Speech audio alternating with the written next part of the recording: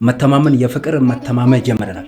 ህመም የፍቅር ይመስ መተማመን የፍቅር መታመም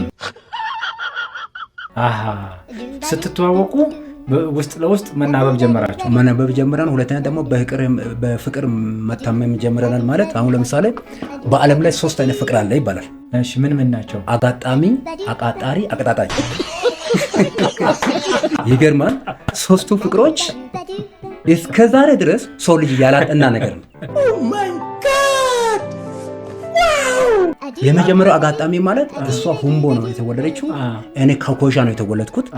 በአጋጣሚ አዲስ አበባ ተገናኝተናል፣ በፍቅር ተቀጣጥለናል። አቀጣጣይ የሚጀምረው ከአጋጣሚ ነው። አጋጣሚ ፍቅር የሚባለው አጋጣሚ የሚባለው እንዴ አሁን የሆነ ካፌ ከገብቶ የሆነ ልከፋ አሁን እዚህ ሀገር ምንድን ነው ብያንደ ቀጣይ ያምራል ምናምን ስለው ምንድን ነው የሚያምረው እቺ አሁን ምን አይቶ ነው የሚያምራል ነው የሚባለው ሰው አንተ አጠቃተ ፍቅር ጨርሳለሁ የሚሉ ሰዎች አሉ። እኔ ምንድን ነው ስለው ያምርሻል እንደዚህ ይሁንልሃል ልከፋ ይባላል። ለከፋ የሚባለው ነገር አለ እዚህ ሀገር።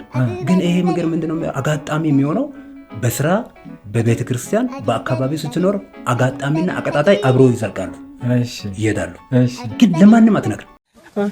እንደ ሰው ትኖራለህ እንደ ሰው። ግን ሻይ ቡና ሲፈልግ አባቴ ከዚህ ፒያሳ ሄደ ነው ሰዎቹ እንዳይወሩ ነው እንዳያወሩ እንዳያገናኙ ጥሩ ነው እንዳይሉ መጥፎ ነው እንዳይሉ እሱ ሆነ አላውቅም ነፍስ ገድሎ አይደል ከሀገር የመጣ እንዳያሉ።